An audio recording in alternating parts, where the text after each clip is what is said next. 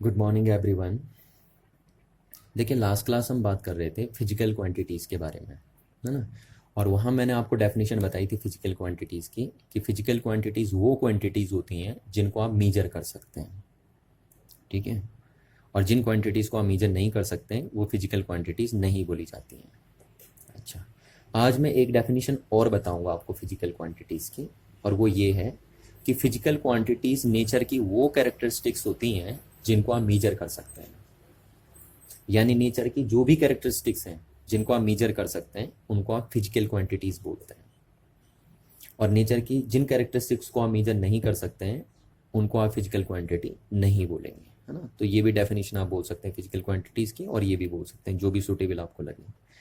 चलिए, अब देखिए, मैं एग्जाम्पल से आपको समझाता हूँ कि फिजिकल क्वांटिटीज कैसे होती है ना। देखिए, ये देखिए आप, ये नेचर है। अब आप बोले नेचर कहाँ, ये तो रबड़ है ना। ये भैया नेचर का ही तो एक पार्ट है, तो इसको हम नेचर बोल सकते हैं, ये भी एक नेचर बोल सकते हैं, है ना। कॉमन वे में हम इनको नेचर बोल सकते हैं, और पर्टिकुलर वे में हम इसे पेन और रबर बोलेंगे, ठीक है। अब देखिए, नेचर की क्या इस चीज को आप मीजर कर सकते हैं? यस, हम डेफिनेटली इसे मीजर कर सकते हैं। नेचर की ये कैरेक्टरिस्टिक जो है, देखिए ये वाली कैरेक्टरिस्टिक जो नेचर की है उसे हम मीजर कर सकते हैं। हम कह सकते हैं ये इतना है। और नेचर की इस कैरेक्टरिस्टिक को भी हम मीजर कर सकते हैं। हम कह सकते हैं कि नेचर की ये जो कैरेक्टरिस्टिक है वो इतनी है, ठीक है। अच्छा, तो और नेचर की ये जो कैरेक्टरिस्टिक है, देखिए वो इनके साइज के बारे में आइडिया दे रही है, दे रही नहीं दे रही है। और इस चीज को हम मीजर भी कर सकते हैं, ठीक।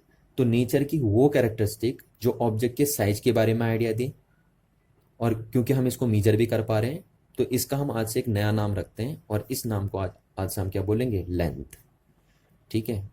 लेंथ के नाम से इसे कॉल करेंगे हम। चलिए, तो यानी जो लेंथ है आपकी वो एक फिजिकल क्वांटिटी है ना, क्योंकि हम इसे मीजर कर पा रहे हैं। ये नेचर की वो कैरेक्टरिस्टिक है जिसे हम मीजर कर पा रहे हैं।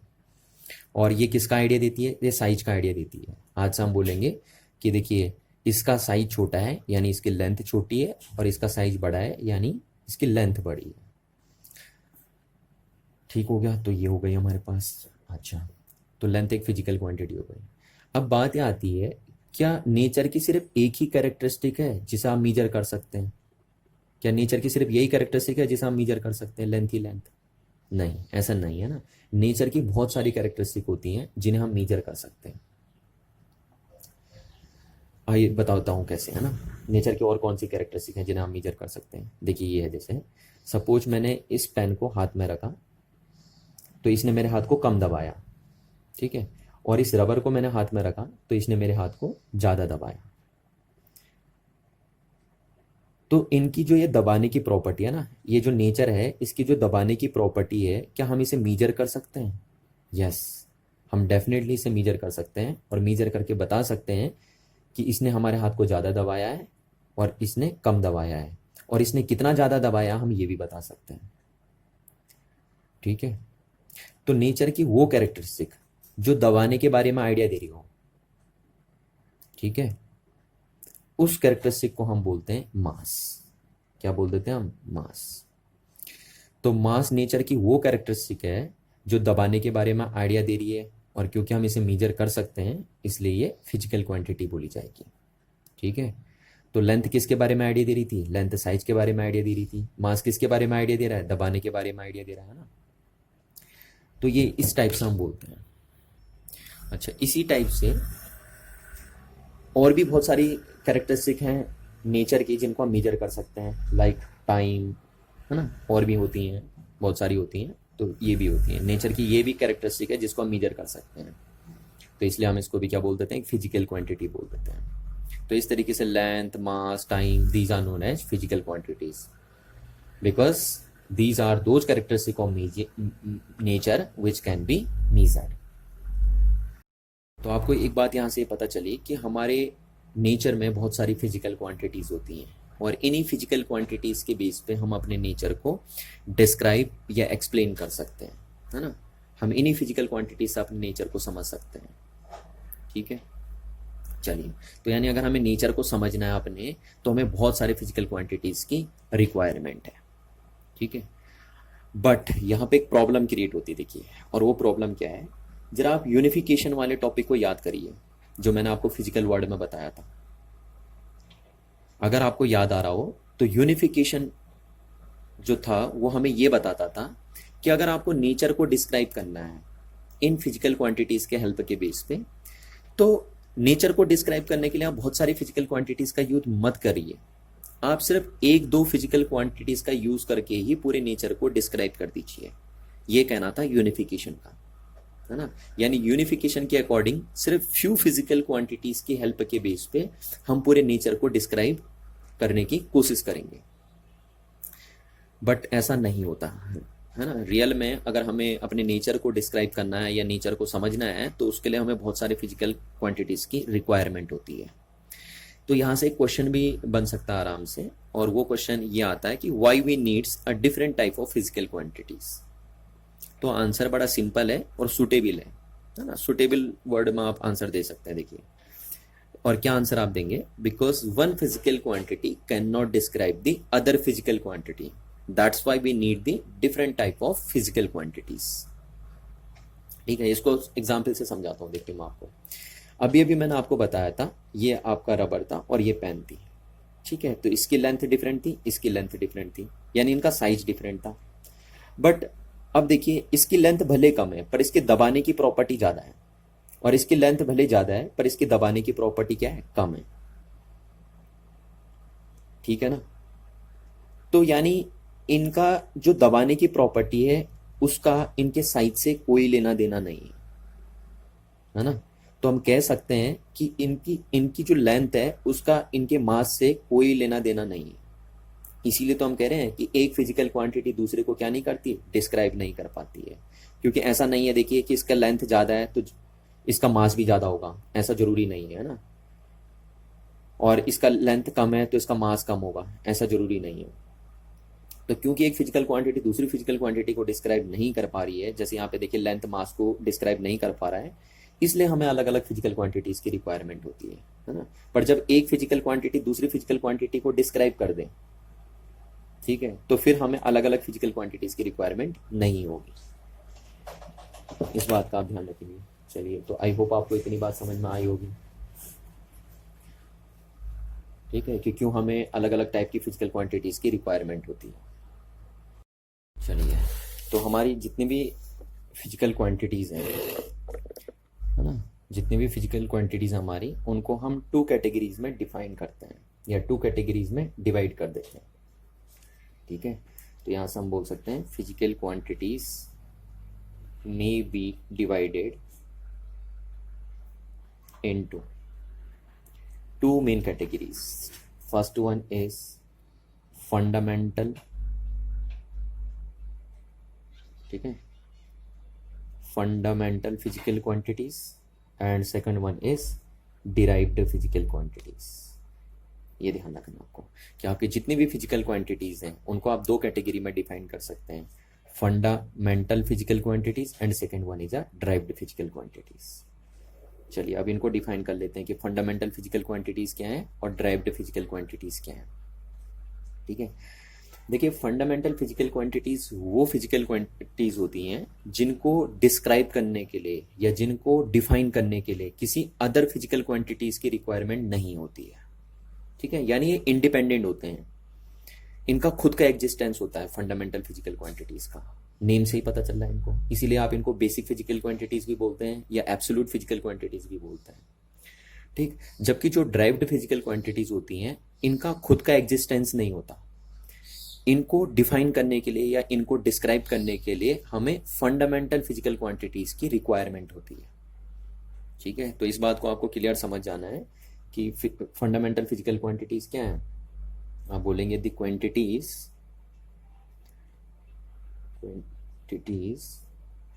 That do not depend upon any other quantities. ठीक है, any other quantity are called fundamental physical quantity या एब्सोल्यूट फिजिकल क्वांटिटी या बेसिक फिजिकल क्वांटिटी। तीनों में से कोई सा भी नाम आप दे सकते हैं। ठीक है, तो डेफिनेशन से आपको बात क्लियर हो रही होगी कि फंडामेंटल फिजिकल क्वांटिटीज क्या नहीं करती, किसी अदर फिजिकल क्वांटिटीज पे डिपेंड नहीं करती, यानी इनका खुद का एग्जिस्टेंस होता है, ये खुद से डिफाइंड होती हैं। ठीक है, एग्जाम्पल जैसे हम देते हैं, देखिए पहला लेंथ। तो लेंथ एक फंडामेंटल फिजिकल क्वांटिटी है, ठीक है, इसका खुद का एग्जिस्टेंस है, खुद से डिफाइंड होता है, इसको डिफाइन करने के लिए किसी अदर फिजिकल क्वांटिटीज की रिक्वायरमेंट नहीं होती है। सेकंड जैसे मास, ठीक है, मास भी ऐसी है, मास भी किसी अदर फिजिकल क्वांटिटी पे डिपेंड नहीं करता। तीसरी फिजिकल क्वांटिटी हमने ले ली टाइम, ठीक। तो ये तीनों फंडामेंटल फिजिकल क्वांटिटीज हैं। तो इसका ये मतलब है कि इनको डिस्क्राइब करने के लिए किसी अदर फिजिकल क्वांटिटीज की रिक्वायरमेंट नहीं होगी, नहीं पड़ेगी, ये खुद से डिफाइन होंगे। ठीक है, अच्छा, तो शुरुआत में सिर्फ तीन ही फंडामेंटल फिजिकल क्वांटिटी हुआ करती थी, पर बाद में साइंटिस्ट ने डिस्कवरी करी और चार फंडामेंटल फिजिकल क्वांटिटीज ऐड करी। ठीक है, और वो फिजिकल क्वांटिटीज थी आपकी टेम्परेचर और इलेक्ट्रिक करंट। ठीक, नेक्स्ट था आपका luminous intensity and last one था आपका amount of substance, amount of substance. तो मैं कह रहा हूं शुरुआत में सिर्फ तीन ही फंडामेंटल फिजिकल क्वांटिटी हुआ करती थी, बट बाद में साइंटिस्ट ने कितनी और फंडामेंटल फिजिकल क्वांटिटी ऐड करी, 4 फंडामेंटल फिजिकल क्वांटिटीज और ऐड करी है ना। टेम्परेचर, इलेक्ट्रिक करंट, नेम आपने सुना होगा ना, temperature, electric current, luminous intensity and amount of substance. ठीक है, तो टोटल मिला के ये 7 फंडामेंटल फिजिकल क्वांटिटीज होती हैं, इस बात को आपको ध्यान रखना है। और इन 7 फंडामेंटल फिजिकल क्वांटिटी के हेल्प के बेस पे ही सारी ड्राइव्ड फिजिकल क्वांटिटीज क्या की जाती हैं, डिफाइन की जाती हैं। ठीक है, जैसा अभी मैंने बताया था ना कि ड्राइव्ड फिजिकल क्वांटिटीज क्या होती हैं, ये वो फिजिकल क्वांटिटीज होती हैं जिनको डिस्क्राइब करने के लिए या डिफाइन करने के लिए हमें फंडामेंटल फिजिकल क्वांटिटीज की रिक्वायरमेंट होती है। तो आपको बस ध्यान रखना है कि जितनी भी फिजिकल क्वांटिटीज हमारी दुनिया में होती हैं वो सब इन्हीं 7 फंडामेंटल फिजिकल क्वांटिटीज की हेल्प के बेस पे डिस्क्राइब और डिफाइन की जाती हैं। ठीक है, यानी दुनिया में जो भी फिजिकल क्वांटिटी इनके अदरवाइज मिलेगी आपको, वो इन्हीं से क्या हुई होगी, डिड्यूस हुई होगी। ठीक है, इन्हीं से ड्राइव हुई होगी। तो यही 7 फंडामेंटल फिजिकल क्वांटिटीज हमारी होती हैं। अच्छा, बाद में साइंटिस्ट ने 2 और फिजिकल क्वांटिटीज ऐड करी, पर उनको फंडामेंटल फिजिकल क्वांटिटी ना बोल के उन्होंने उनको बोला सप्लीमेंट्री, ठीक है, फिजिकल क्वांटिटी। और इनको सप्लीमेंट्री इसलिए बोला क्योंकि इनकी जरूरत हमेशा नहीं पड़ती आपको। ठीक है, सप्लीमेंट्री फिजिकल क्वांटिटी, उसमें पहली सप्लीमेंट्री फिजिकल क्वांटिटी होती है एंगल, और दूसरी सप्लीमेंट्री फिजिकल क्वांटिटी आपकी सॉलिड एंगल। ठीक, अभी हम इनको डिफाइन करेंगे, अभी आपको टेंशन लेने की जरूरत नहीं है कि सॉलिड एंगल क्या होता है ना, एंगल तो आपने सुना होगा, उसको भी हम डिफाइन करेंगे, और सॉलिड एंगल क्या होता है उसको भी डिफाइन करेंगे, तो टेंशन लेने की अभी ज्यादा जरूरत आपको नहीं है। तो ये होती है, देखिए, ये 7 फंडामेंटल फिजिकल क्वांटिटी आपको याद होनी चाहिए, और ये 2 सप्लीमेंट्री फिजिकल क्वांटिटी भी आपको याद होनी चाहिए। ठीक है, चलिए अब चलते हैं हम किस में, ड्राइव्ड फिजिकल क्वांटिटी में। तो अभी मैंने आपको बता ही दिया था कि ड्राइव्ड फिजिकल क्वांटिटीज वो फिजिकल क्वांटिटीज होती हैं जिनको डिस्क्राइब करने के लिए फंडामेंटल क्वांटिटीज की रिक्वायरमेंट होती है। ठीक है, यानी ये फंडामेंटल से ड्राइव्ड होती हैं, इसीलिए इनका नाम ड्राइव्ड फिजिकल क्वांटिटीज रखा है। तो आप बोल सकते हैं the physical quantities derived from, कहां से, फंडामेंटल फिजिकल क्वांटिटीज। ठीक, तो the physical quantities derived from fundamental physical quantities are called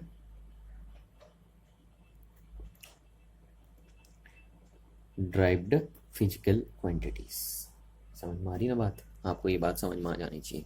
यानी ड्राइव्ड फिजिकल क्वांटिटीज को हम फंडामेंटल के टर्म्स में डिस्क्राइब करेंगे या डिड्यूस करेंगे या एक्सप्रेस करेंगे।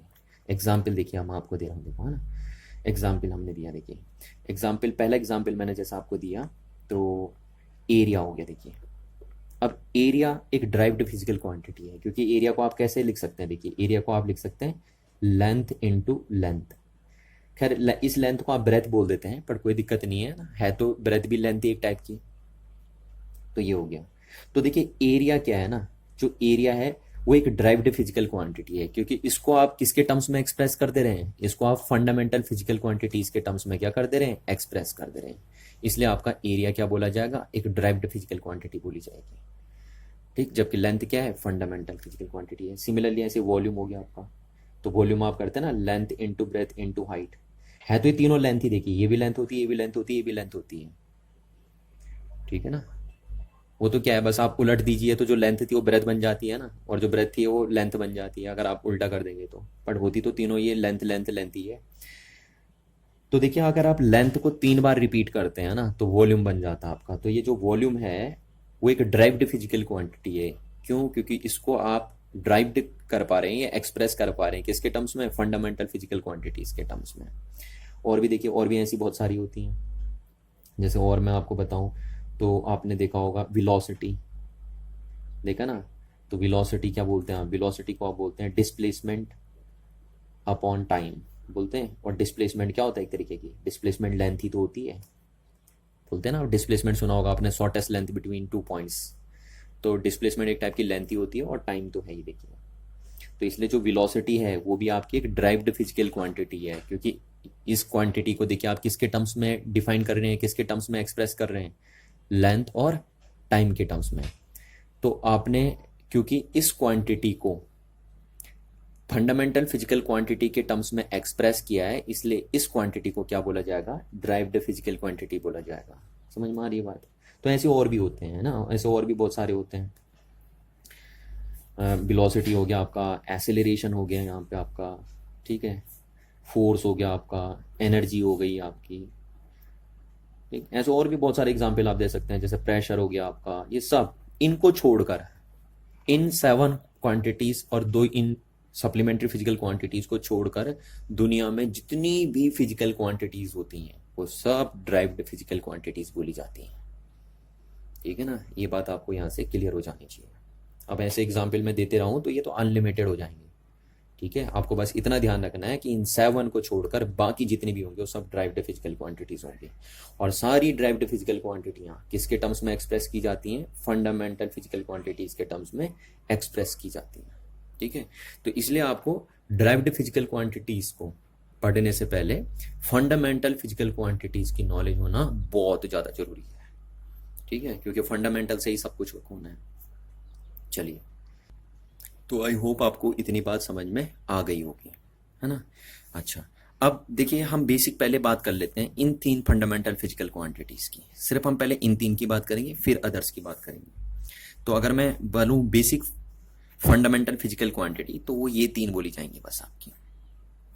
ठीक है, चलिए अब हम नेक्स्ट टॉपिक में मूव करते हैं। अब हम हेडिंग लिखते हैं, सिस्टम ऑफ मेजरमेंट,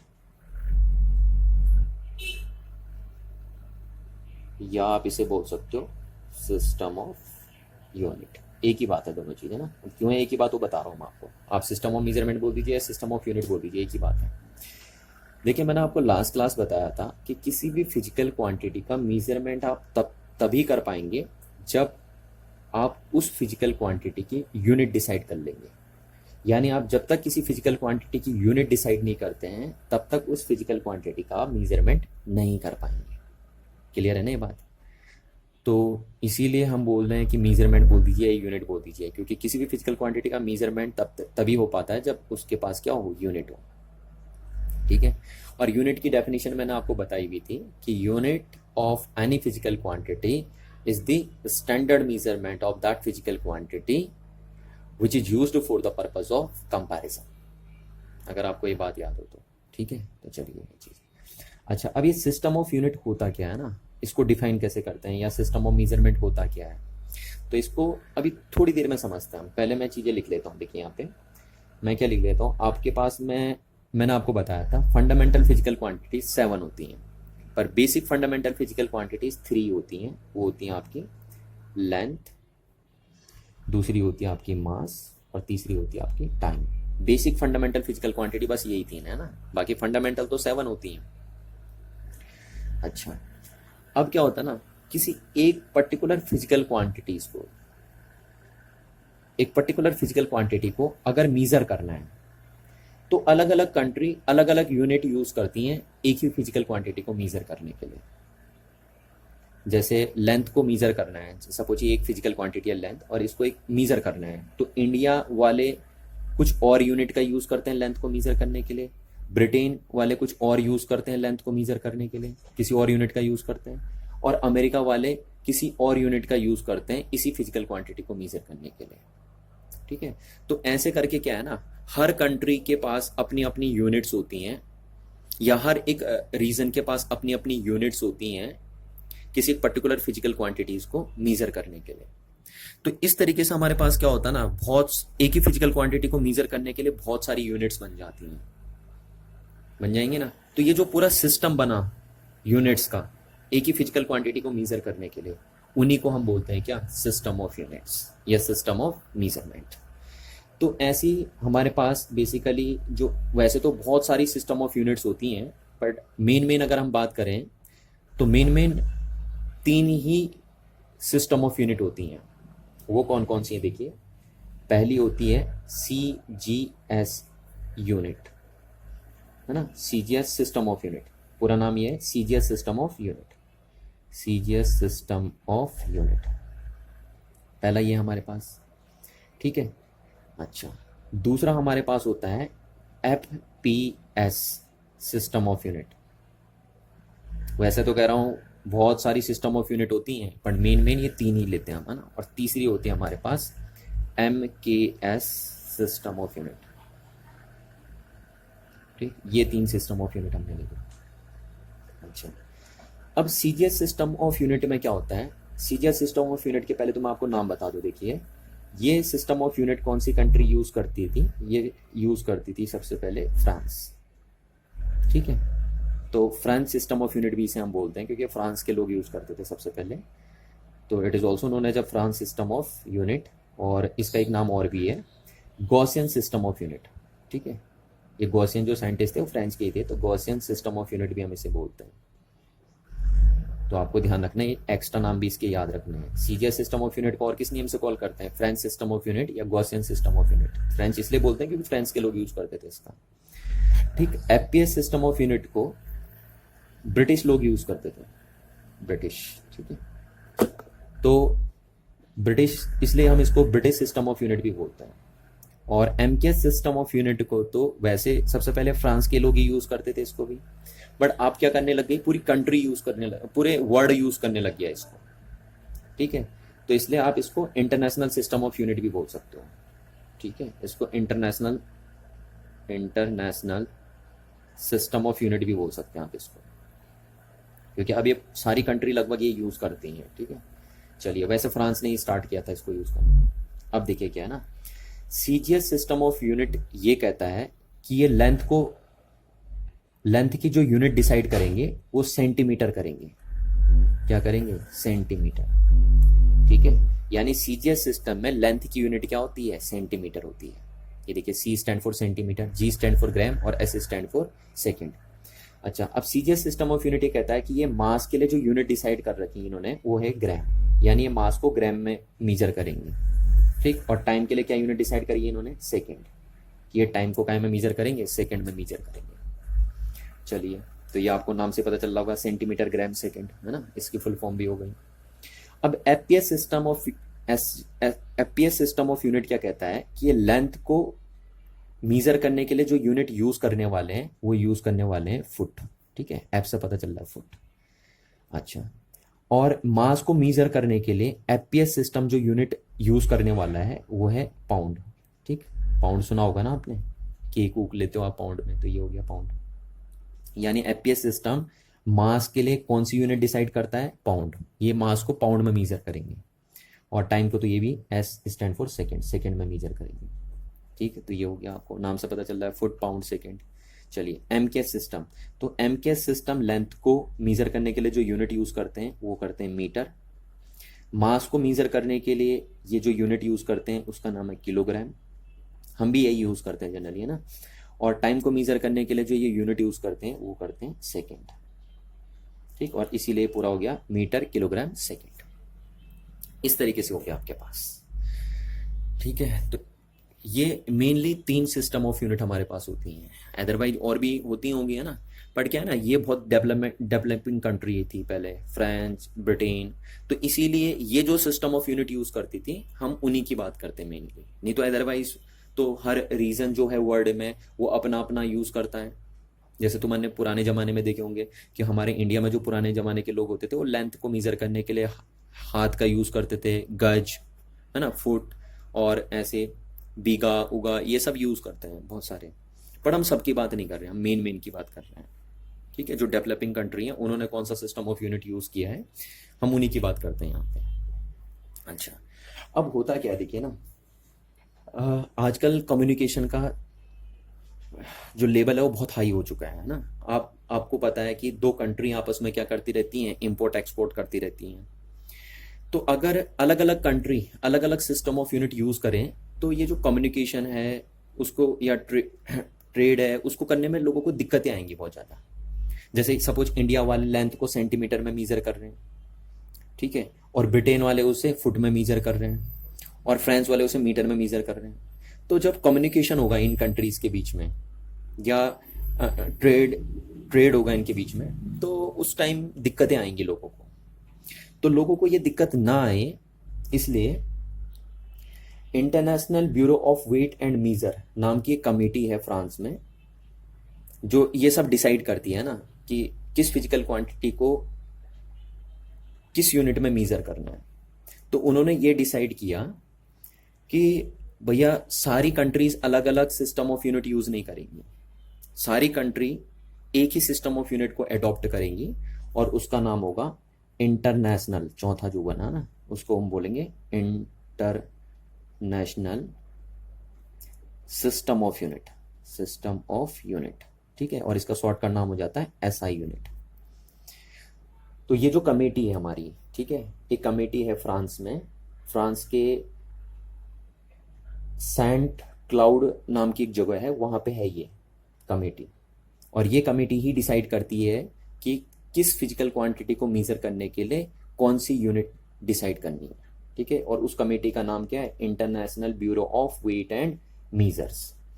तो ये international bureau of weight and measure ने 1971 में डिसाइड किया कि जितनी भी कंट्रीज हैं वो सब एक ही सिस्टम ऑफ यूनिट को अडॉप्ट करेंगी, और वो सिस्टम ऑफ यूनिट होगा इंटरनेशनल सिस्टम ऑफ यूनिट, ठीक है।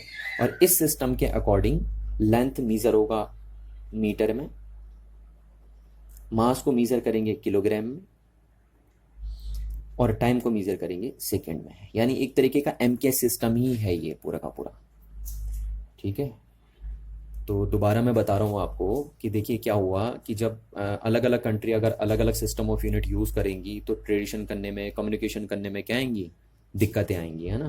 क्योंकि एक ही कुछ लोग देखिए, इंडिया के लोग मास को ग्राम में मीजर कर रहे हैं और दूसरे लोग पाउंड में मीजर कर रहे हैं, तो बहुत सारी दिक्कतें आएंगी। जैसा हमें आज भी पता नहीं है कि एक पाउंड में, बहुत सारे बच्चे आज भी कंफ्यूज हो जाते हैं अगर मैं पूछता हूँ कि एक ग्राम में कितने पाउंड होते हैं, ठीक है, ये एक पाउंड में कितने ग्राम होते हैं, तो उन्हें नहीं पता होता इस चीज़ का।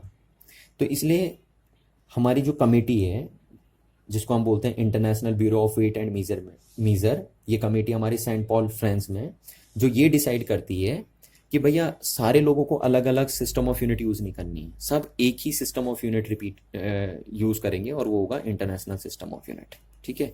तो आज के बाद सभी लोग ये डिसाइड करेंगे बस, बाकी कौन सी इंडिविजुअल कंट्री कौन सा सिस्टम ऑफ यूनिट यूज़ करती है हमें उससे लेना देना नहीं, है ना। हमारी जो कमेटी है इंटरनेशनल कमेटी, उसने हमें बता दिया कि बस सिर्फ इसी सिस्टम ऑफ यूनिट का आपको यूज़ करना है। चलिए अब हम ये देखते हैं कि जो 7 फंडामेंटल फिजिकल क्वांटिटीज़ हैं उनकी एसआई यूनिट्स क्या होंगी, ठीक है। यहाँ पे तो हमने क्या देखा सिर्फ कि जो बेसिक फंडामेंटल फिजिकल क्वांटिटी है, लेंथ, मास और टाइम, उनकी एसआई यूनिट्स क्या होंगी। और अब हम देखेंगे कि जो international bureau of weight and measurements की कमेटी है उसने 7 फंडामेंटल फिजिकल क्वांटिटीज़ के लिए कौन सी एसआई यूनिट डिसाइड करी है, ठीक है। हाँ, ये क्वेश्चन आपसे पूछा भी जाता है, देखना ऑब्जेक्टिव क्वेश्चन पूछा जाता है कि कौन सी कमेटी है जो फंडामेंटल फिजिकल क्वांटिटी की एसआई यूनिट डिसाइड करती हैं, तो आपको बोलना है कमेटी का नाम है international bureau of weight and measurement, और ये कमेटी कहाँ लोकेटेड है, फ्रांस में, और फ्रांस के कौन सी जगह पे लोकेटेड है, सेंट क्लाउड में। ठीक है, चलिए तो अब हम टेबल बनाते हैं फंडामेंटल फिजिकल क्वांटिटीज और उनकी एसआई यूनिट्स की। ठीक है, फंडामेंटल फिजिकल क्वांटिटीज, ठीक है, फिजिकल क्वांटिटीज। ठीक, और यहाँ हम डिसाइड करेंगे इनकी, हम क्या कमेटी करेगी डिसाइड तो, है ना, एसआई यूनिट्स। ठीक, और यहाँ हम उनके यूनिट के सिंबल लिखेंगे, यूनिट सिंबल, यूनिट सिंबल। ठीक, किस यूनिट के लिए कौन सा सिंबल यूज होगा। तो देखिए पहले मैं यहाँ पे 7 फंडामेंटल फिजिकल क्वांटिटी आपके लिख देता हूँ। ठीक है, कौन कौन सी थी आपको पता है, लेंथ, दूसरी थी मास, तीसरी कौन सी थी, टाइम। ठीक है, चौथी कौन सी थी आपकी, टेम्परेचर, यह भी वैसे मैंने बता दी थी आपको। पांचवी कौन सी थी आपकी, इलेक्ट्रिक करंट। ठीक, और छठी आपकी कौन सी थी, छठी थी आपकी लुमिनस इंटेंसिटी, लुमिनस इंटेंसिटी। और सातवीं आपकी थी amount of substance, amount of substance. ये 7 फंडामेंटल फिजिकल क्वांटिटी थी, और इनके साथ 2 आपने एक्स्ट्रा ऐड करी थी। ठीक है, ये इनको आप सप्लीमेंट्री फिजिकल क्वांटिटीज बोलते हैं। ठीक, तो वो कौन थी, एंगल, एंड दूसरा था सॉलिड एंगल।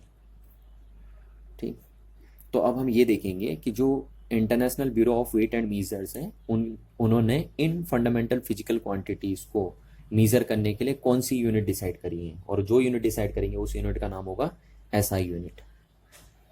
ठीक है, चलिए तो देखिए इन्होंने लेंथ को मीजर करने के लिए, वो तो मैंने आपको बता ही दिया है, क्या यूज किया, मीटर। ठीक है, अब ये 1 मीटर कितना होता है उसकी डेफिनेशन भी हम आपको बताएंगे। ठीक है, अभी आपको टेंशन नहीं लेनी, मीटर कितना होता है, क्या होता है मीटर, उसको हम भी बताएंगे अभी आपको नेक्स्ट वीडियो में। ठीक है, अच्छा, मास की यूनिट इन्होंने डिसाइड करी किलोग्राम, टाइम की करी सेकेंड,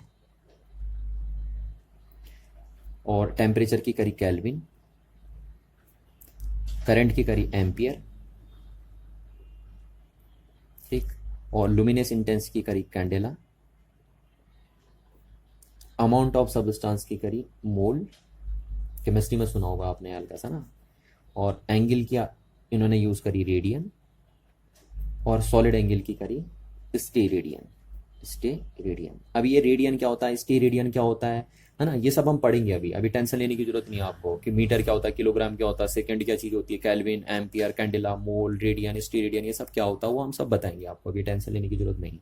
अभी आप सिर्फ इतना समझिए कि बस international bureau of weight and measure ने लेंथ को मीटर में मीजर किया है, यानी वो चाहते हैं कि हम लेंथ को मीटर में ही मीजर करें, लेंथ की यूनिट मीटर हो, है ना। टाइम को सेकंड में मीजर करना चाहते हैं, और सभी ये करेंगे, वो कहते हैं सभी ये करेंगे, पूरी दुनिया ये करेगी, पूरा वर्ल्ड ये करेगा। ठीक है, चलिए इसी तरीके से जितने भी वर्ल्ड के लोग हैं सब इलेक्ट्रिक करंट को क्या में मीजर करेंगे, एम्पियर में मीजर करेंगे। तो यानी इलेक्ट्रिक करंट की यूनिट हो गई, ऐसा यूनिट हो गई एम्पियर। अब सिंबल देखिए क्या यूज करेंगे आप, मीटर के लिए आप ये सिंबल यूज करेंगे, स्मॉल एम, है ना, कैपिटल एम कभी भी यूज नहीं करेंगे आप, गलत हो जाएगा। देखिए अगर जैसे मैं लिखूँ, बोलूँ मैं 7 मीटर लिखो, आपने ऐसे लिख दिया तो ये पूरी तरीके से रॉन्ग है, आपको 7 मीटर ऐसे लिखना है, इस तरीके से होता है सिंबल। ठीक, किलोग्राम के लिए सिंबल होता है ऐसे, केजी लिखते हैं आप। ठीक है, आपको कैपिटल के नहीं बनाना, आप अगर ऐसे लिखते हैं 7 केजी तो ये रॉन्ग हो जाएगा, देखिए आपका ये लिखना आपको स्मॉल में। टाइम के लिए आप यूज करते हैं क्या, सेकेंड। ठीक है, small S, sorry small S ही बनाएंगे आप, सेकेंड। अच्छा, बहुत सारे लोग ऐसे लिख देते हैं, जैसे मैं बोलता हूँ 7 सेकेंड तो ऐसे लिख देते हैं, ये तरीका पूरा गलत है, आप ऐसे लिखेंगे बस, बिल्कुल 7 सेकेंड। ठीक, कैल्विन, कैल्विन के लिए सिंबल होता है कैपिटल की। अभी कैपिटल क्यों हुआ, क्योंकि कैल्विन साइंटिस्ट का नेम है। ठीक है, एम्पियर के लिए सिंबल होता है कैपिटल ए, क्योंकि एम्पियर भी एक साइंटिस्ट का नेम है। ठीक है, कैंडिला, कैंडिला भी था तो ये सी डी लिखते हैं इसके लिए। ठीक है, सी कैपिटल और डी स्मॉल, ये भी कैंडिला भी एक साइंटिस्ट का नेम था। ठीक है, ये लिख दिया आपने। चलिए अब मोल, तो मोल है तो मोल के लिए शॉर्टकट लिखेंगे MOL, बस ये मोल। ध्यान रखना आपको पूरा नहीं लिखना, जैसे मैं बोलूँ 7 मोल लिखिए तो आप ऐसे नहीं लिखेंगे 7 मोल, है ना, सिंबल फॉर्म में, ये गलत तरीका है मोल लिखने का, MOL लिखेंगे आप सिर्फ। चलिए उसके बाद रेडियन के लिए शॉर्टकट लगता है RAD, और स्टेरेडियन के लिए लगता है STR। Small S T R, ठीक है, ये स्मॉल है। बस सिर्फ कैपिटल वहीं आएगा जहाँ साइंटिस्टों के नेम होंगे, देखिए केल्विन और एम्पियर में, बस बाकी कहीं नहीं आएगा, और कैंडेला में सी, बस बाकी में नहीं है, देखिए। ठीक है, तो जो भी ऐसा यूनिट साइंटिस्ट के नेम पे बनी है, जब उनको आप सिंबॉलिकल फॉर्म में लिखेंगे तो उनके लेटर क्या वैसे बनाएंगे आप, कैपिटल लेटर बनाएंगे। ये ध्यान रखना, अगर आपने ऐसे लिख दिया, मैं बोल रहा हूँ 7 एम्पियर और आपने ऐसे लिख दिया तो ये गलत है, 7 एम्पियर ऐसे लिखना। अच्छा, तो आई होप आपको इतनी बात समझ में आ गई होगी, है ना। तो ये टेबल आपको बिल्कुल अच्छे ढंग से याद हो जानी चाहिए, और इसमें आपको ये टेंशन नहीं लेनी, कह रहा हूँ कि मीटर क्या होता है, किलोग्राम क्या होता है, सेकंड क्या होता है, उसकी डेफिनेशन अभी हम बताएंगे आपको। ठीक है, बस आपको इतना रखना। अच्छा, अब हम अगर बात करें कि यूनिट्स कितने टाइप की होती हैं, ठीक है, यूनिट्स कितने टाइप की होती हैं, तो यूनिट, क्योंकि देखिए फिजिकल क्वांटिटीज आप कितने टाइप की बना रहे हैं, एक तरीके से 3 टाइप की बना रहे हैं ना। कौन कौन सी आपने बनाई, फंडामेंटल, सप्लीमेंट्री और ड्राइव्ड फिजिकल क्वांटिटी। तो इसी तरीके से, क्योंकि फिजिकल क्वांटिटीज को आप 3 कैटेगरी में रख रहे हो, वैसे तो बेसिक आपने 2 में रखी, फंडामेंटल और ड्राइव्ड, और बारीकी से देखिए तो आपने 3 कैटेगरी बनाई है, फंडामेंटल, सप्लीमेंट्री और ड्राइव्ड फिजिकल क्वांटिटी। तो क्योंकि फिजिकल क्वांटिटी को आप 3 कैटेगरी में रख रहे हो, इसलिए हम यूनिट्स को भी कितनी कैटेगरी में रखते हैं, 3 कैटेगरी में रखते हैं। वैसे हम एक कैटेगरी और बनाएंगे यूनिट्स की, चौथी कैटेगरी भी, पर उसकी बात अभी हम यहाँ पे नहीं कर रहे हैं, ठीक है। फिलहाल देखिए पहली यूनिट्स कौन सी होती हैं, वो होती हैं फंडामेंटल यूनिट्स, फंडामेंटल यूनिट्स, ठीक है। दूसरी यूनिट होती हैं आपकी ड्राइव्ड यूनिट्स, ड्राइव्ड यूनिट्स, और तीसरी होती हैं आपकी सप्लीमेंट्री यूनिट्स। और आपको पता है कि ये यूनिट्स 3 पार्ट्स में क्यों डिवाइड हुई, क्योंकि फिजिकल क्वांटिटी 3 टाइप की होती हैं मेनली, है ना। मतलब वैसे तो हम 2 में ही कर रहा हूँ, पर 3 में भी हम क्लासिफाइड कर सकते हैं। तो क्योंकि फिजिकल क्वांटिटी को हमने 3 पार्ट्स में डिवाइड कर दिया था, इसलिए उनकी यूनिट्स भी कितने पार्ट्स में डिवाइड हो जाती हैं, 3 पार्ट्स में, फंडामेंटल यूनिट्स, ड्राइव्ड यूनिट्स और सप्लीमेंट्री यूनिट्स। अच्छा देखिए, अब फंडामेंटल यूनिट्स क्या होती हैं, तो आप फंडामेंटल यूनिट्स की डेफिनेशन लिख सकते हैं सिंपली कि the units of fundamental quantities are called fundamental units. क्या बोला मैंने, the units of fundamental physical quantities are called fundamental units. जैसे ये देखिए, ये सब फंडामेंटल यूनिट्स ही लिखी हैं, ठीक है। फंडामेंटल फिजिकल क्वांटिटीज की जो यूनिट्स होंगी उन्हीं को तो हम क्या बोलेंगे, फंडामेंटल यूनिट्स बोलेंगे। तो ये सब फंडामेंटल यूनिट्स हैं, देखिए जैसा आपका मीटर हो गया, किलोग्राम हो गया, है ना, सेकेंड हो गया, केल्विन हो गया, एम्पियर, कैंडेला, मोल, ठीक है, ये हो गई। अच्छा, उसके बाद क्या है, ड्राइव्ड यूनिट्स क्या है, तो units of derived physical quantities are called derived units. यानी ड्राइव्ड फिजिकल क्वांटिटीज की जो यूनिट्स होंगी उन्हीं को हम ड्राइव्ड यूनिट्स बोलेंगे। जैसे देखिए क्या है, वेलोसिटी मैंने आपको बताया था अभी अभी, क्या है कि डिस्प्लेसमेंट अपॉन टाइम होता है, ये ड्राइव्ड फिजिकल क्वांटिटी है। डिस्प्लेसमेंट को हम लेंथ बोल सकते हैं और अपॉन टाइम। तो देखिए लेंथ की यूनिट क्या होती है, मीटर, टाइम की यूनिट क्या होती है, सेकेंड, ठीक है। तो ये जो मीटर पर सेकेंड है, क्या है, मीटर पर सेकेंड है, उसको हम बोल देते हैं ये ड्राइव्ड यूनिट है, क्योंकि ये ड्राइव्ड फिजिकल क्वांटिटी की यूनिट है। तो ड्राइव्ड फिजिकल क्वांटिटी की यूनिट्स को हम क्या बोल देते हैं, ड्राइव्ड यूनिट्स बोल देते हैं। अच्छा, वैसे एक तरीका बताऊं, देखिए साइंस में ऐसे स्लैश नहीं लगाते, समझ में आ रही ना बात, कभी भी ऐसे लिखते हैं इसको, देखिए मीटर पर सेकंड, राइट वे ये है लिखने का, ये तरीका गलत है।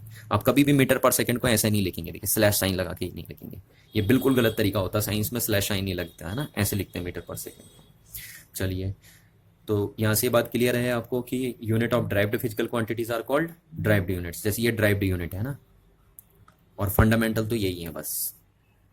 अच्छा, अब सप्लीमेंट्री यूनिट्स क्या हैं, वही है same that, supplementary physical quantities की जो यूनिट होंगी उनको आप सप्लीमेंट्री यूनिट्स बोल देंगे।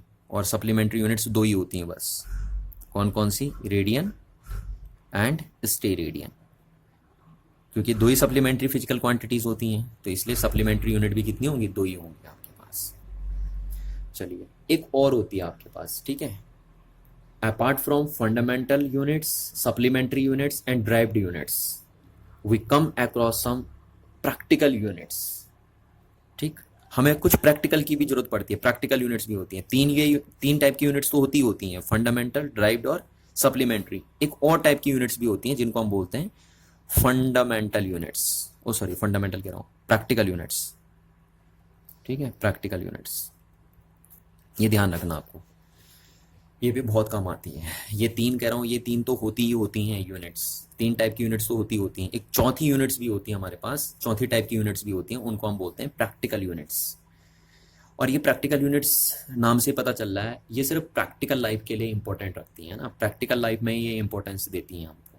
जैसे कैसे, देखिए मैं आपको समझाता हूँ। देखो, जैसे वैसे हमने मास की यूनिट केजी बना दी है। क्या बना दी है मास की यूनिट? केजी। क्या मास को केजी में मेजर करेंगे? पर आप एक बात बताइए, आप अगर सपोज गोल्ड स्मिथ की दुकान में जा रहे हैं, तो फिर आप केजी में यूज़ करेंगे? तब मास को आप केजी में मेजर करेंगे? नहीं मेजर करेंगे ना यार। आप गोल्ड केजी में थोड़ी ना लेने जाओगे मार्केट में, वो तो इनकम टैक्स काट देगा आपका। ठीक है, इतना पैसा कहाँ से आया आपके पास कि आप केजी में मास वहाँ सोना लेने जा रहे हो? तो आप ध्यान रखना, जब आप गोल्ड स्मिथ की दुकान में जाते हैं तो तब आप मास की ये यूनिट यूज़ नहीं करते हैं, तब आप वहाँ पे मिलीग्राम यूज़ करते हैं। करते नहीं करते हैं? छोटी यूनिट यूज़ करते हैं, क्योंकि आप कम मास लेने जा रहे हो, तो कम मास के लिए आप एक अदर यूनिट बनाते हो। कौन सी? मिलीग्राम। तो मिलीग्राम को हम क्या बोलेंगे? प्रैक्टिकल यूनिट ऑफ मास बोलेंगे, नहीं बोलेंगे? तो इस तरीके से ये होती हैं प्रैक्टिकल यूनिट्स, इनको बोलते हैं हम। जैसे और देखो, सपोज मेरे को एक ट्रक का मास मेजर करना है, तो ट्रक का मास हम केजी में मेजर थोड़ी ना करेंगे। देखिए, काय में मेजर करेंगे? हम टन में मेजर करेंगे फिर। ठीक है, वैसे मास की यूनिट केजी है, एम के ऐसा यूनिट या एम के एस यूनिट, बट हम अपने प्रैक्टिकल लाइफ के हिसाब से, है ना, अपने कन्वीनियंट के लिए हम केजी में मेजर नहीं करेंगे मास को। अगर हमें ट्रक का मास मेजर करना है तो हम फिर टन यूज करते हैं। तो जो टन है वो भी मास की कौन सी यूनिट बोली जाएगी? वो मास की प्रैक्टिकल यूनिट बोली जाएगी। जैसे मिलीग्राम मास की प्रैक्टिकल यूनिट है, ऐसी ग्राम भी मास की क्या है? प्रैक्टिकल यूनिट है। तो ये सब मास की प्रैक्टिकल यूनिट है। और केजी क्या है? ऐसा यूनिट है। ठीक है, तो इस बात को आपको ध्यान रखना है कि प्रैक्टिकल यूनिट्स वो यूनिट्स होती हैं किसी भी फिजिकल क्वांटिटी की, जो हम अपने कन्वीनियंट के लिए बनाते हैं। ठीक है, जैसे यहाँ पे हमने ग्राम, मिलीग्राम, टन ये बना दिए, तो ये सब प्रैक्टिकल यूनिट्स होंगी मास की। चलिए, तो अब हम बात कर लेते हैं advantages of SI system of unit, कि एसआई सिस्टम ऑफ यूनिट के क्या क्या एडवांटेजेस होते हैं। ठीक है, क्योंकि देखिए, आपको जब international bureau of weight and measurements की कमेटी बोल रही है कि आपको सिर्फ यही सिस्टम ऑफ यूनिट अडॉप्ट करना है, तो ओबियसली इसके कुछ ना कुछ क्या होंगे? एडवांटेजेस होंगे, तभी तो आपको ये अडॉप्ट करने के लिए बोल रहे हैं। ठीक है, और आपको ही नहीं, पूरे वर्ल्ड को बोल रहे हैं कि सिर्फ यही सिस्टम ऑफ यूनिट आप अडॉप्ट कीजिए, तो जरूर इसके कोई ना कोई फायदे होंगे, इसलिए वो ये बोल रहे हैं। तो हम क्या क्या फायदे इसके होते हैं वो हम यहाँ पे लिख लेते हैं। देखिए, तो हम हेडिंग लिखेंगे advantages, advantages of SI system of unit, SI system of unit. ठीक है, क्या क्या एडवांटेजेस इसके होते हैं? तो पहला एडवांटेजेस हम लिख लेते हैं इसका, ये क्या है? It is a metric system, matric system of unit. ठीक है, ये एक मैट्रिक सिस्टम ऑफ यूनिट है। अब आपको ये वर्ड परेशान कर रहा होगा कि मैट्रिक सिस्टम क्या होता है। ठीक है, तो उसको बता देता हूँ मैं। देखिए, एग्जाम्पल से समझिए कि किसको मैट्रिक सिस्टम ऑफ यूनिट बोलते हैं। देखिए, जैसे मैंने लिखा 1 डेसीमीटर, क्या लिख दिया? 1 डेसीमीटर। तो आपको पता है डेसी किसके लिए होता है? 10⁻⁻1 के लिए, है ना। और ये पीछे लिख दिया मैंने मीटर। डेसी स्टैंड फॉर 10⁻⁻1 हो गया। चलिए, अब मैं लिखूँ 1 सेंटीमीटर। तो सेंटी किसके लिए होता है? सेंटी होता है 10⁻⁻2 के लिए, और ये पीछे से मीटर हो गया आपका। क्लियर? अब ऐसे लिखूँ, जैसे मैं 1 मिलीमीटर, तो 1 millimetre means milli stand for 10⁻⁻3, और ये पीछे लिख दिया मैंने मीटर। ऐसी जैसे मैं लिख दूँ 1 डेका मीटर, है ना, 1 डेका मीटर। तो डेका किसके लिए होता है? 10⁻1 के लिए, और ये मीटर हो गया। यानी 1 डेका मीटर में 10⁻1 या 10 मीटर आप बोल सकते हो। अच्छा, अब ऐसे लिख दिया मैंने 1 हेक्टोमीटर। तो आपको पता होना चाहिए 1 हेक्टोमीटर मतलब हेक्टो किसके लिए लगता है? 10⁻2 के लिए, और ये मीटर हो गया। जैसे 1 किलोमीटर बोल दिया हमने, है ना, सुना होगा आपने। तो 1 किलो, किलो किसके लिए बोलते हैं? 10⁻3 के लिए, और पीछे से ही मीटर हो गया। ऐसे हम बोल सकते हैं जैसे 1 किलोग्राम, तो किलो किसके लिए होता है? 10⁻3, और पीछे से क्या है? ग्राम, तो ये हमने ग्राम लगा दिया। अब आप देख रहे हैं, देखिए कि यहाँ पे क्या किया हमने, कि जो ये मल्टीपल हैं, ये जो मल्टीपल्स और सब मल्टीपल्स हैं, दिख रहे हैं आपको, ये वो 10 की पावर के फॉर्म में एक्सप्रेस कर रखे हमने। कर रखे नहीं कर रखे? देखिए, सारे जो मल्टीपल और सब मल्टीपल हैं वो 10 की पावर के फॉर्म में एक्सप्रेस हो रखे हैं। तो जिस सिस्टम ऑफ यूनिट में भी मल्टीपल और सब मल्टीपल्स 10 की पावर के फॉर्म में एक्सप्रेस कर सकते हैं, ये किए जाते हैं, उस सिस्टम ऑफ यूनिट को हम बोलते हैं matric system of unit. Clear है ना बात? और सीजीएस और जो एमकेएस सिस्टम ऑफ यूनिट होते हैं वो भी मैट्रिक सिस्टम होते हैं। तो हम बोल सकते हैं कि like CGS and MKS systems, SI system is also a metric system of unit since the multiple and sub multiples can be express as the power of 10 ना। क्यों बोल रहे हैं, मैं कह रहा हूँ एसआई सिस्टम को हम मैट्रिक सिस्टम ऑफ यूनिट क्यों बोल रहे हैं, क्योंकि यहाँ पे इस सिस्टम ऑफ यूनिट के अंदर जो मल्टीप्लायर और सम मल्टीप्लायर हैं उनको हम 10 के पावर के फॉर्म में क्या कर सकते हैं, एक्सप्रेस कर सकते हैं, इसीलिए हम इसको मैट्रिक सिस्टम ऑफ यूनिट बोलते हैं। ठीक है, दूसरा देखिए, और इससे क्या होता है, इससे फायदा होता है देखिए, क्योंकि 10 के मल्टीपल आसान होते हैं ना बताने। ठीक है, किसी और चीज़ के मल्टीपल होते हैं तो दिक्कत आती, तो ये इसका एडवांटेज माना जाएगा, क्योंकि इसके मल्टीपल और सम मल्टीपल 10 की पावर के फॉर्म में, और 10 में हमें दिक्कत नहीं आती, 10 की पावर में हम आसानी से बता देते हैं। देखिए एक बच्चा आसानी से 10 की टेबल बता देता है ना, बाकी 9 की टेबल बताने में उसे दिक्कत आती है, पर 10 की टेबल वो आसानी से बता देता है। तो जब भी हमारे सामने 10 के मल्टीप्लायर होते हैं तो काम आसान हो जाता है, इसलिए इसका एडवांटेज माना जाएगा, क्योंकि इसमें मल्टीप्लायर और सम मल्टीप्लायर इस सिस्टम ऑफ यूनिट में क्या होते हैं, 10 की पावर के फॉर्म में होते हैं। चलिए अब सेकेंड एडवांटेजेस की बात करें हम, तो सेकेंड क्या है, it is a coherent system of unit, coherent system of unit. ठीक है, या यूनिट्स बोल दीजिए। अब देखिए ये वर्ड आपको परेशान कर रहा होगा फिर कि ये कोहेरेंट सिस्टम ऑफ यूनिट क्या है। ठीक है, किस सिस्टम ऑफ यूनिट को कोहेरेंट हम बोलेंगे, तो चलिए उसको भी मैं आपको पहले एग्जाम्पल से समझाता हूँ। देखिए आप एग्जाम्पल देखिए, फिर आपको समझ में आ जाएगी बात। देखिए आप इस फॉर्मूले को देखिए, F is to m a, पढ़ा है ना आपने, force is to mass into acceleration. ठीक, नहीं भी पढ़ा तो आगे पढ़ लोगे आप फिजिक्स में।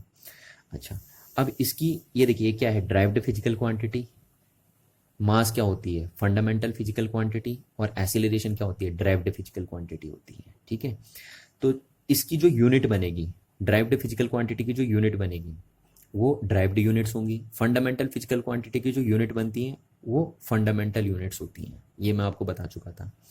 तो चलिए फोर्स की जो यूनिट होती है वो होती है न्यूटन, न्यूटन साइंटिस्ट का नेम है ना, न्यूटन, फोर्स की यूनिट होती है न्यूटन। तो ये एक ड्राइव्ड यूनिट है या नहीं है, क्योंकि ये ड्राइव्ड फिजिकल क्वांटिटी है तो इसकी जो यूनिट होगी वो ड्राइव्ड यूनिट होगी, ये हो गया। चलिए इसकी यूनिट बताइए मेरे को, मास की केजी है ना, किलोग्राम होती है, और एक्सीलरेशन की क्या होती है, मीटर पर सेकेंड स्क्वायर।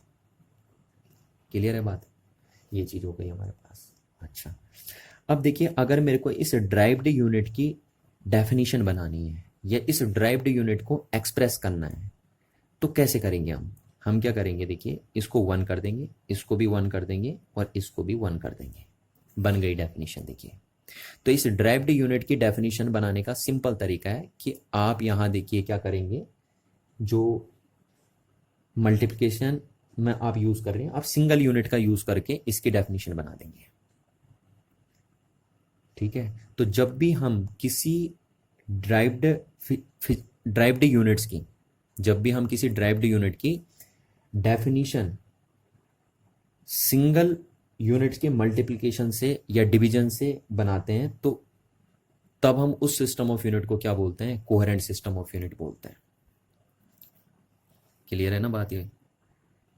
जैसे देखिए यहाँ पे क्या हुआ, यहाँ पे हमने 1 न्यूटन, ये क्या थी, एक ड्राइव्ड यूनिट थी, और इसकी डेफिनेशन हमने किसके बेस पे बना दी, यहाँ सिंगल यूनिट का यूज करके कर दी। देखिए सिंगल यूनिट से मल्टीप्लाई करके हमने इसकी डेफिनेशन बना दी है। तो अब हम यहां से बोल सकते हैं देखिए कि ये 1 newton is that force which produce a 1 metre per second square acceleration in the object whose mass is 1 kg। ठीक है ना, तो देखिए बड़े आसान शब्दों में आप बता दे रहे हैं कि 1 न्यूटन वो फोर्स है जो 1 मीटर पर सेकेंड स्क्वायर का एक्सीलरेशन प्रोड्यूस कर देता है एक ऐसे ऑब्जेक्ट में जिसका मास 1 kg है।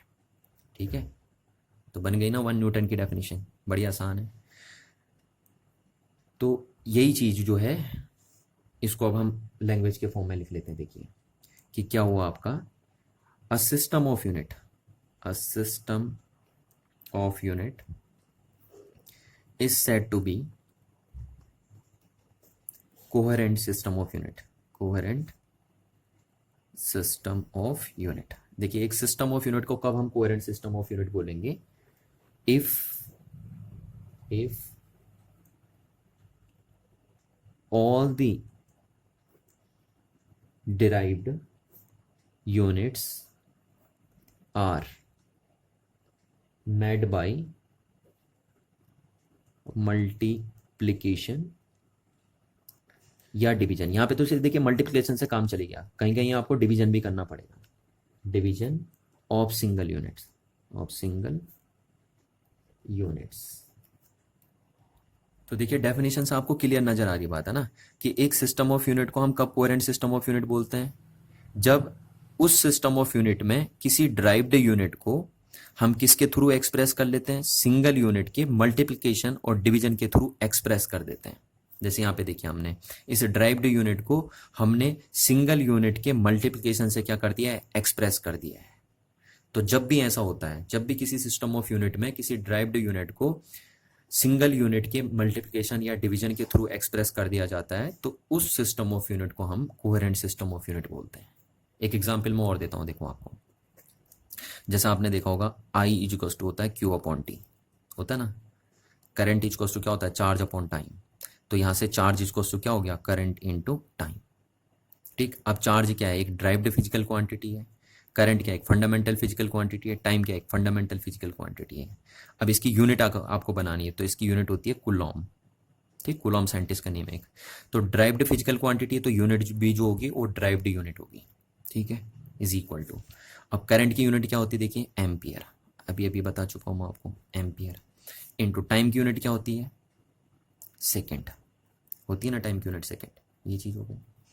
अच्छा, अब आप देखिए, अगर आपको इस ड्राइव्ड यूनिट की डेफिनेशन बनानी है, तो आप क्या करेंगे? यहां वन लगा देंगे, यहां वन लगा देंगे, और यहां भी वन लगा देंगे। ये है देखिए तरीका। इस ड्राइव्ड यूनिट की अगर डेफिनेशन बनानी है ना, तो आप यहां वन लगा देंगे, यहां वन लगा देंगे। ठीक, कोहेरेंट सिस्टम में करते ही ऐसा है। कोहेरेंट सिस्टम में जब भी किसी ड्राइव्ड यूनिट की डेफिनेशन बनाते हैं, तो यहां वन वन लगा देते हैं बस। ठीक, तो अब आप देखिए क्या कहेंगे? आप कहेंगे कि the charge passes through a conductor is said to be 1 coulomb if a 1 ampere current passes through in that conductor for 1 second. अगर किसी कंडक्टर में 1 एम्पियर की करंट फ्लो हो रही है 1 सेकेंड में, तो इसका मतलब है कि उस कंडक्टर में 1 कूलॉम का चार्ज फ्लो होके जा रहा है। ठीक है, तो ये आप देख पा रहे हैं यहाँ पे, देखिए। और कितना आसान है, देखिए इसके बेनिफिट्स भी हैं। इसका बेनिफिट क्या मिला आपको? कोहेरेंट सिस्टम का बेनिफिट क्या मिला? कि आपको कोई नंबर याद नहीं करने पड़ रहे, है ना, कोई नंबर की रिक्वायरमेंट नहीं हो रही है। तो आप यहां से लिख सकते हैं, no numbers, no numbers are required, are required to be remembered, to be remembered. देखिए, कुछ याद नहीं करना पड़ा इसमें। देखिए कोहेरेंट सिस्टम में याद नहीं करना पड़ता, नंबर यहाँ 2 3 कुछ ऐसा कुछ नहीं है, 1 1 1 चल रहा है सब कुछ, है ना। तो ये फायदा होता है इसका, देखिए कोहेरेंट सिस्टम का, कि इसमें आपको नंबर याद नहीं करने पड़ते हैं कोई भी। क्लियर है ना बात? कितना आसान है। चलिए अब हम देखते हैं नेक्स्ट एडवांटेजेस, है ना। कितने एडवांटेजेस हमने कर लिए थे? 1 2। अब हम देखते हैं थर्ड एडवांटेज एसआई सिस्टम का। तो थर्ड एडवांटेज क्या है? देखिए, it is a regional system of unit, regional system of units. ठीक है, ये एक रीजनल सिस्टम ऑफ यूनिट्स होता है। अब फिर आपको ये बात कंफ्यूज कर रही होगी, देखिए कि रीजनल सिस्टम ऑफ यूनिट क्या है ना। तो इसको मैं आपको एग्जाम्पल से समझाता हूँ। देखिए एग्जाम्पल से समझिए। देखिए मैंने क्या लिखा, ये मैकेनिकल एनर्जी। देखिए सुनी होगी आपने मैकेनिकल एनर्जी। दूसरी लिखी मैंने हीट एनर्जी, हीट एनर्जी सुनी होगी आपने, हीट एनर्जी, है ना। और तीसरी लिख दी मैंने इलेक्ट्रिकल एनर्जी। ऐसी एनर्जी के कितने फॉर्म होते हैं? बहुत सारे, इनफाइनाइट फॉर्म होते हैं एनर्जी के। तो ये देखिए क्या है ना, ये एनर्जी के 3 अलग अलग फॉर्म है, पर है तो ये सब एनर्जी ही ना। यानी एक ही फिजिकल क्वांटिटी के डिफरेंट फॉर्म्स हैं। अच्छा, बट ये सब है एनर्जी कॉमनली। तो जब एक ही एक फिजिकल क्वांटिटी के लिए एक ही यूनिट यूज की जाती है, एक फिजिकल क्वांटिटी को मेजर करने के लिए जब सिर्फ एक ही यूनिट यूज की जाती है, तो तब हम बोलते हैं कि वो सिस्टम हमारा क्या है? रीजनल सिस्टम है। यानी जिस सिस्टम ऑफ यूनिट में एक फिजिकल क्वांटिटी को मेजर करने के लिए सिर्फ एक ही यूनिट यूज की जाती है, उस सिस्टम ऑफ यूनिट को हम क्या बोलते हैं, रीजनल सिस्टम ऑफ यूनिट बोलते हैं, भले उस फिजिकल क्वांटिटी के फॉर्म्स कितने भी क्यों ना हो। ठीक है, तो जो हमारा एसआई सिस्टम होता है वो रीजनल सिस्टम होता है। वो कहता है देखिए कि ये एक ही फिजिकल क्वांटिटी के अलग अलग फॉर्म है, बट है तो ये एक ही फिजिकल क्वांटिटी, इसलिए हम एक ही यूनिट यूज करेंगे इन सबको मेजर करने के लिए, वो होगा जूल बस। ठीक है ना, ये चीज़ है आपकी, ध्यान रखना। तो यहाँ से आप समझ गए होंगे कि रेशनल सिस्टम ऑफ यूनिट उस सिस्टम ऑफ यूनिट को बोलते हैं जिसमें एक टाइप की फिजिकल क्वांटिटी को मेजर करने के लिए सिर्फ एक ही यूनिट का यूज़ किया जाता है, चाहे उस फिजिकल क्वांटिटी के फॉर्म अलग अलग क्यों ना हो। अच्छा, जैसे एमकेएस होता है देखिए, तो एमकेएस सिस्टम ऑफ यूनिट में क्या होता है, मैकेनिकल एनर्जी को मेजर करते हैं जूल में। एमकेएस सिस्टम में हीट एनर्जी को मेजर करते हैं कैलोरी में। और एमकेएस सिस्टम में इलेक्ट्रिकल एनर्जी को मेजर करते हैं किलोवाट आवर में, किलोवाट आवर में मेजर करते हैं। तो यहां देखिए एमकेएस सिस्टम ने क्या किया कि एक ही फिजिकल क्वांटिटी को अलग अलग यूनिट में मेजर कर दिया, किया या नहीं किया। देखिए एक ही टाइप की फिजिकल क्वांटिटी तो थी, चाहे उसके फॉर्म क्यों ना अलग अलग थे, पर एमकेएस सिस्टम ने क्या किया कि एक ही टाइप की फिजिकल क्वांटिटी को अलग अलग यूनिट्स में मेजर कर दिया। तो हम बोलेंगे कि जो एमकेएस सिस्टम है वो रेशनलाइज सिस्टम नहीं है। ठीक है, एमकेएस सिस्टम रेशनलाइज सिस्टम नहीं होता, क्योंकि एक ही टाइप की फिजिकल क्वांटिटी को मेजर करने के लिए क्या कर देता है, अलग अलग यूनिट यूज कर लेता है। तो ऐसा ही सिस्टम ऐसा नहीं करता, इसलिए वो रेशनल सिस्टम है। तो यहाँ पे हम लिख देते हैं कि SI makes use of only one unit for one physical quantity, physical quantity. ठीक है ना, एक ही यूनिट यूज करता है एसआई सिस्टम एक टाइप की फिजिकल क्वांटिटी के लिए, अलग अलग नहीं करता ये जैसे एमकेएस कर रहा है। ठीक है, तो अब अगर एग्जाम्पल बोलना हो तो एग्जाम्पल में आप एग्जाम्पल दे सकते हैं। ठीक है ना, तो बस आज इतनी बात करते हैं, अब नेक्स्ट क्लास कुछ और बातें हम करेंगे। ठीक है, तो थैंक यू।